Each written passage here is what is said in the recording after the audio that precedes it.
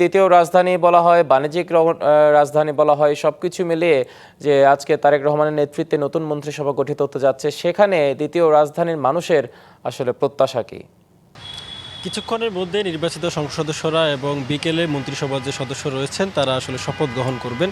এরপরেই মূলত নির্বাচিত এই শপথ গ্রহণের পরে আনুষ্ঠানিক যাত্রা শুরু করবে নির্বাচিত নতুন যে সরকার।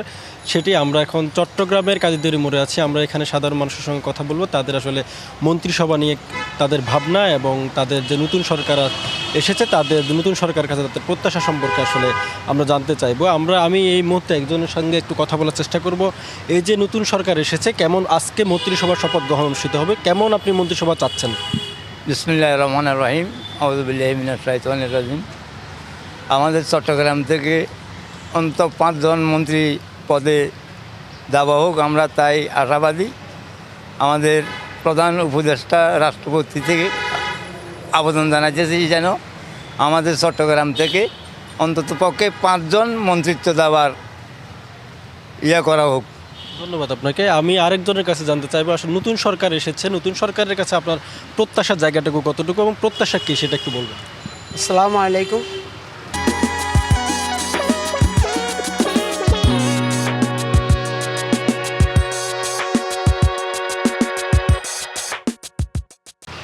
আমি তারেক রহমানের কাছে আমি সালাম জানাই, আর অন্য মন্ত্রীর কাছে আমি সালাম জানাই। আজকে মন্ত্রিসভা গঠন করতেছেন, এই যে তারেক রহমানের একটা কথা আছে যে মাদক ব্যবসায়ী বা চাঁদাবাজ এসবগুলো করতেছে, বিএনপির নামে একটা বদনাম ছড়াইছে।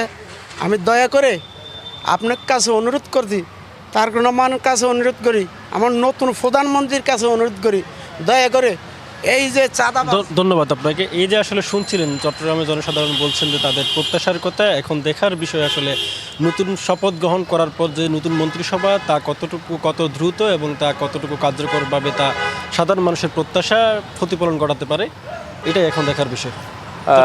ধন্যবাদ আপনাকে।